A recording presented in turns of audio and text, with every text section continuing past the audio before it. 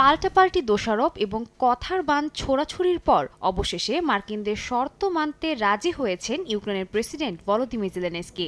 মঙ্গলবার মার্কিন president Donald Trump জানান, ওয়াশিংটনের সঙ্গে বিরল খনিজ সম্পদের বিষয়ে চুক্তি স্বাক্ষরে রাজি হয়েছে কিয়েভ। এমনকি এই চুক্তিতে স্বাক্ষর করতে চলতি সপ্তাহে জেলেনস্কি ওয়াশিংটন সফরেও যেতে পারেন বলে দাবি করেন তিনি। জেলেনস্কির এই পদক্ষেপকে সমর্থন জানিয়ে ইউরোপীয় নেতারা বলছেন, মার্কিন সামরিক সহায়তা নিশ্চিত করতে যুক্তরাষ্ট্রের সঙ্গে $500 বিলিয়ন এই ব্যয়বহুল চুক্তির সিদ্ধান্তটি আদতেই সময়োপযোগী।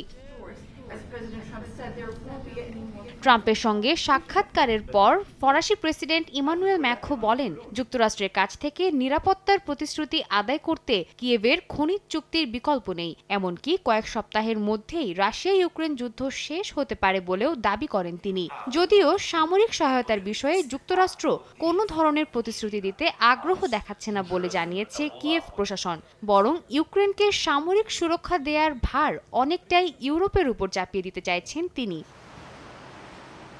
এর মধ্যে ইউক্রেনে মার্কিন সেনাদের উপস্থিতি অনেকাংশেই কমিয়ে এনেছেন ট্রাম্প বলে জানিয়েছে রুশ গণমাধ্যম আরটি। ট্রাম্পের দাবি, মার্কিন নয় বরং ন্যাটোর সেনা মোতায়েন করা উচিত ইউক্রেনে। এ বিষয়ে রুশ প্রেসিডেন্ট ভ্লাদিমির পুতিনেরও কোনো আপত্তি নেই বলে জানিয়েছেন তিনি, যদিও তার এই দাবি অস্বীকার করেছে রুশ প্রশাসন।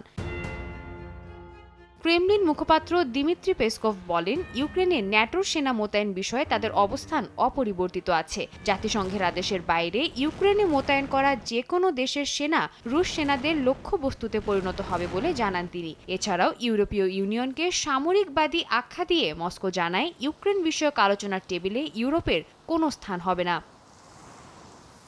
সাদিয়া তাসনিম, সময় সংবাদ।